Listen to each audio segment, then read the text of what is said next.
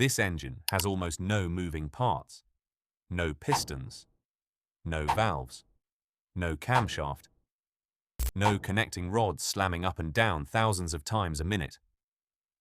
Just a triangle, spinning inside a chamber, smooth enough that engineers who drove it for the first time assumed something was broken. Because nothing that quiet was supposed to also be that powerful. In 1967, one company bet its entire future on this engine. Car of the Year. Front page of every motoring magazine in Europe. The car of the future, on sale today. 18 months later, that company was gone. Not shrinking, not struggling. Gone, swallowed whole by a rival that didn't even want the engine. And 40 years later, the idea inside it is still running. Just never again inside the company that built it. This is the story of the Wankel rotary engine and the German company that got the future exactly right and still lost everything.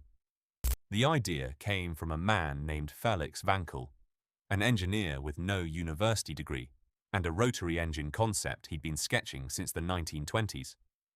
By the early 1950s, he was consulting for NSU, at the time the largest motorcycle manufacturer on Earth, based in the small town of Neckarsulm in southern Germany. Wankel's pitch was simple to say and brutally hard to build. Instead of pistons moving up and down in straight lines, use a curved triangular rotor spinning eccentrically inside an oval housing.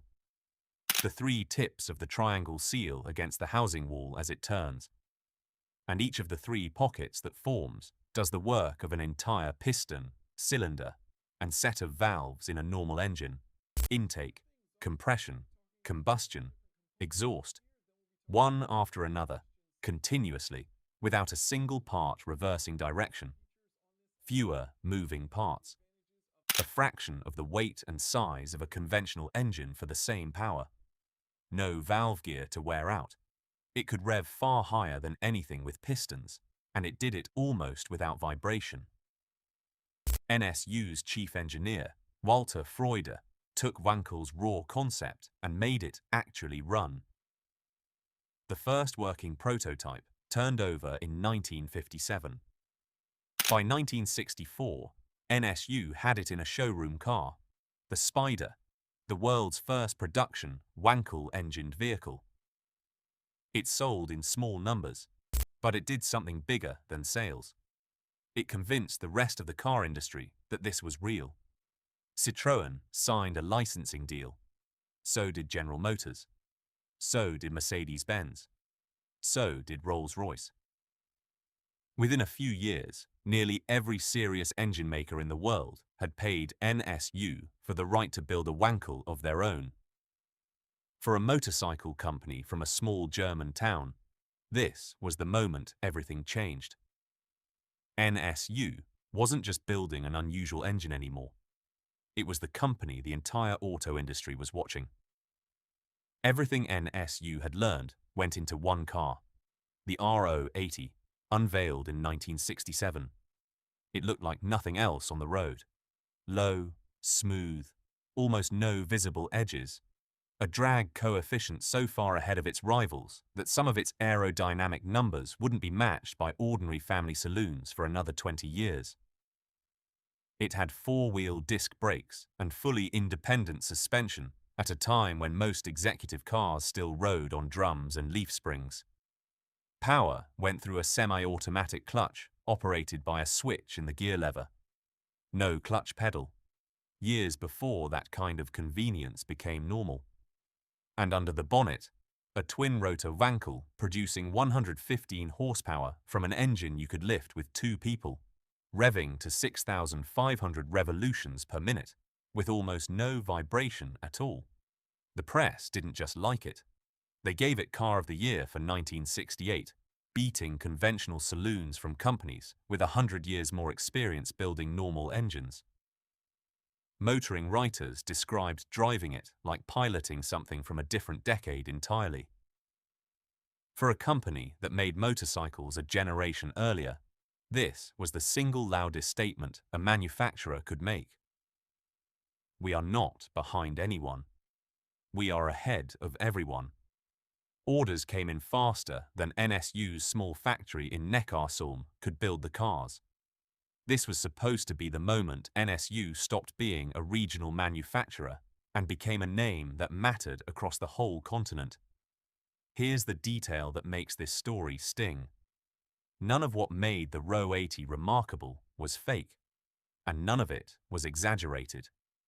The styling, the brakes, the suspension, the smoothness of the engine, all of it really was years ahead of the competition. NSU hadn't oversold anything. They had genuinely built the most advanced production car in Europe. They had just built it before the one part that mattered most was actually finished.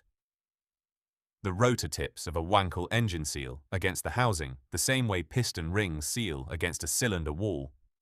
Except a piston ring sits still relative to its bore, while a rotor tip drags sideways across the housing at speed, under heat, thousands of times a minute.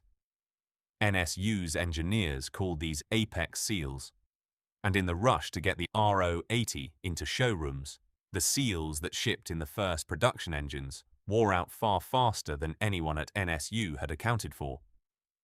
Some owners' engines lost compression and became hard to start in under 30,000 miles. Some considerably sooner than that. And because NSU stood behind the car, every one of those engines came out under warranty and a new one went in. Owners weren't losing a car. They were losing an engine again every year or two and getting a replacement for free, which felt generous right up until you noticed how many engines it was actually taking. Some Row 80s went through 5, 6 more replacement engines before their warranty ever ran out.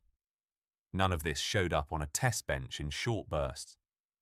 It showed up on the road, in daily use, over tens of thousands of miles, which meant NSU's engineers were still learning how their own engine failed at the exact same time customers were experiencing that failure firsthand. Here's the twist in this story, and it's not really a twist about a decision anyone made in secret.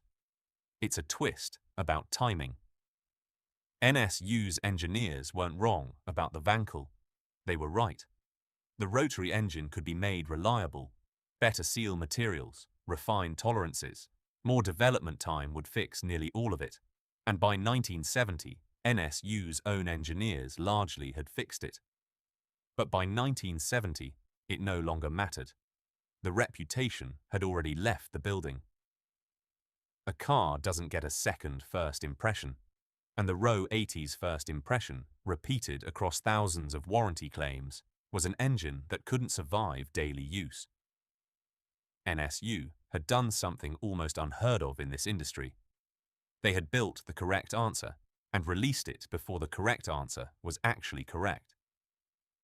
The warranty bill for a company the size of NSU was not a bad quarter. It was existential. Every replacement engine cost real money to build and fit. And NSU was replacing engines by the thousand in a car that had only ever sold in the tens of thousands. A company that size simply does not have the balance sheet to absorb that kind of bleeding for long.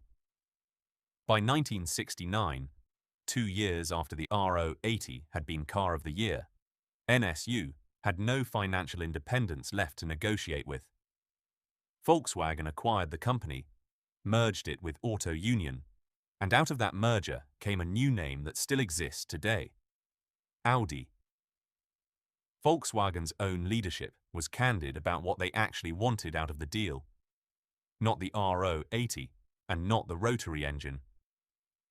They wanted a conventional saloon NSU had been developing on the side, the K70, plus Neckarsulm's factory capacity. The Wankel program that had made NSU famous was, to its new owner, close to worthless.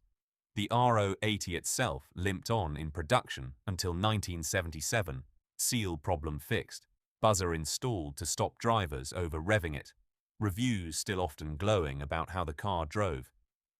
It didn't matter. Sales never came close to recovering.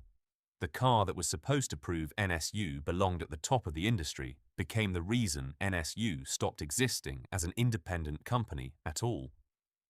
And here's what makes this genuinely different from the usual story of an ahead-of-its-time invention getting killed by bad luck or bad management.